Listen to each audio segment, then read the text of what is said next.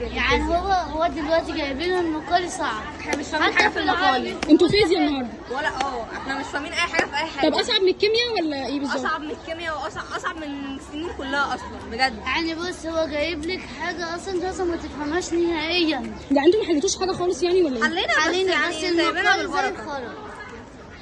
يعني بنسبه كام في المية كان سهل يعني؟ كام في المية سهل؟ قصدي ولا كام في المية صعب؟ 1%. حوالي 99% صعب 1% اقسم بالله. بجد. حسبنا الله ونعم الوكيل فعلا. خليهم بكده يبقوا مبسوطين لا واحنا اصل معلش، صابرين. هو جايبين المقال والمقال زي الزفت اصلا محدش يفهمه.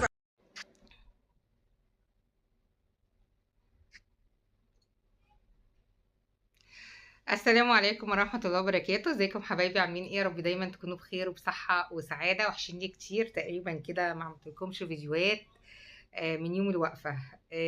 يعني كسلانة شوية والجو حر والنور بيقطع، فكل ما اقول هعمل فيديو النور يقطع، كل ما اقول هعمل الفيديو الاقي نفسي حرانة وكسلة كده يعني. فمش عارفة النهاردة بقى ايه، قررت ان انا اطلع لكم. اتضايقت جدا النهارده من امتحان الثانويه العامه، يعني تأثرت جامد قوي عشان يعني يمكن يعني انا اكتر واحده مريت بالتجربه ديت. فحاسه بيكم والله العظيم. يعني اول ما قمت من النوم كده بفتح الفيسبوك، لقيت الاولاد منهاره واهاليهم منهارين وبيعيطوا وبيصوتوا اكني ده اخر المطاف. اقسم بالله ابدا، والله العظيم ثلاثة ابدا. انا كنت زيكم كده، وكنت بقول نفس اللي انتوا بتقولوه، كنت بعيط وبصرخ وبقول لا ده الامتحان ده خلاص هيضيع بنتي وخلاص ده اخر. والله العظيم ابدا ابدا، كل اللي احنا بنعملوه ده يعني يعني ارهاق وتعب على الفاضي. بجد بجد انا حاسه بيكم وحاسه باهاليكم وحاسه ان اهاليكم صرفوا كتير قوي، ويعني حاسين ان اللي عملوه ده يعني ضاع. والله ما في حاجه ضاعت، وكل واحد بيجتهد في الدنيا ربنا بيعوضه خير. اسالوني انا بقى. فانا عايزاكم يعني عايزاكم تنسوا خالص الامتحان بتاع النهارده. خلاص الامتحان النهارده احنا طلعنا منه، حلينا اللي حليناه وسيبنا اللي سيبناه خلاص. عايزاكم بقى تفكروا في الامتحان اللي جاي، نركز في الامتحان اللي جاي، نركز على أسئلة الامتحان اللي جاي. نفهم ايه المحتوى او المضمون في الامتحان اللي جاي. ما اقعدش بقى اندب حظي على الامتحان اللي فات. خلاص نركز بقى في الامتحان اللي جاي وخلاص. وعايزه اقول لكم كمان، والله العظيم والله العظيم والله العظيم، كل واحد بياخد نصيبه، كل واحد بياخد نصيبه في الدنيا دي. يعني مش عايزه الاهالي يعني تتنشن كده على اولادها، مش عايزه الاهالي ده انت ما كنتش بتذاكر، انت قاعد طول السنه مش عارف ايه. هو فعلا بيبقى فيه اهمال في من الاولاد، ان في ناس يعني في اولاد بتكسل ان هي يعني تشتغل على نفسها من اول الثانويه العامه، وتقول لا احنا يعني بيركزوا في الدروس ويقولوا هنذاكروا في اخر شهرين.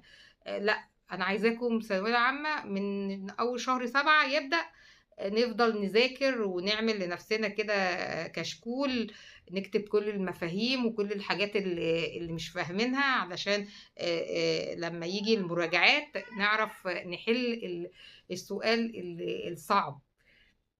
تمام كده. ما اركنش بقى، يعني انا ما اركنش.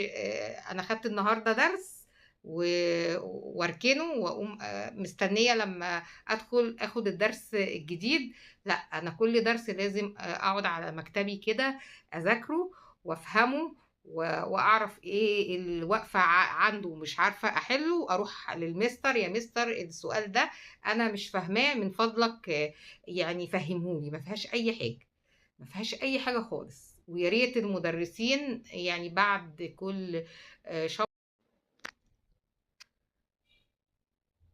يا ريت كل مدرس بعد كل شابتر او فصل يعملوا مراجعه للاولاد، علشان فعلا في حاجات بتبقى واقعه من الاولاد مش فاهمينها وما بيعرفوش يحلوها، يدخلوا الامتحان مش فاهمين حاجة فيها، فبيفضلوا يأجلوا لآخر السنة للمراجعات وبينسوا. يا ريتهم النقط ديت مثلا بيسجلوها، لا ده بيجوا في آخر السنة بينسوا، ولما لما بيجوا يدخلوا بقى الامتحان بينسوا السؤال اللي هم وقعوا فيه او نسوا يقولوا للمدرس عليه. فركزوا في الحتت ديت بالله عليكم، ركزوا. كل نقطة مش فاهمينها لازم تكتبوها وتسجلوها كويس قوي علشان ما تضيعوش في آخر السنة. وعايزة اقول لكم في الثانوية العامة المفروض انت قبل ما تدخل الثانوية العامة تكون محدد اهدافك. انت عايز ايه؟ عايز تدخل كلية ايه؟ انا بذاكر ليه؟ طب انا عايزة اجيب مجموع ايه؟ بنت بتقول انا نفسي اجيب مثلا مجموع يدخلني طب. طيب حبيبة قلبي، انت عايزة تدخلي طب لازم تذاكري، ولازم ما تعتمديش على المذاكرة بس، تعتمدي على القرايه، ان انت تقري كتير، ان انت تفهمي كتير في المجال اللي انت عايزه تدخليه ده. الولاد برضو كذلك، في مثلا ولد بيبقى مثلا اللي عايز يدخل هندسه، اللي عايز يدخل تجاره، اللي عايز يدخل اداب. كل حد عايز يدخل اي حاجه لازم يكون محدد اهدافه من البدايه ويكون مركز. عشان كده انا لما بلاقي في عيال ياما ما بيجيبوش مجموع، اول حاجه صدقوني والله العظيم مش عايزه اقول لكم المدارس مش بتعلم بس، احنا لازم نقرا كتير، لازم نقرا كتير، ما نعتمدش على المدرسين ونعتمد على الدروس. لازم نقرا كتير كتير. والتجربه دي علمتني حاجه، ان بالنسبه للقرايه انا المفروض انا امسك عيلي من الاعداديه يقرا كتير في كل مجال هو نفسه فيه. يعني اي مجال ابني لازم يحدد اهدافه من الاعداديه. حبيبي انت، احنا واحنا صغيرين كان يقولوا للطفل الصغير حبيبي انت عايز تطلع ايه؟ كان يقول انا عايز نطلع ضابط. حبيبتي انت عايزه تطلعي ايه؟ انا عايزه اطلع دكتوره. فكل ده عايزين ننمي بقى عيالنا نرجعوا نقروا من اول وجديد. انتوا ليل نهار ماسكين الموبايلات، ليل نهار، بدل ما تدخلوا تتفرجوا على الفيديوهات ملهاش اي 70 لازمة. ادخلوا اعملوا سيرج على اي حاجة نفسكم تتعلموها، اي حاجة نفسكم تقروها. علموا عيالكم ان هم يقروا، يتصفحوا، يبحثوا. هتطلع دماغهم واسعة فيها كل حاجة، وفاهمين في كل حاجة، وعارفين كل حاجة.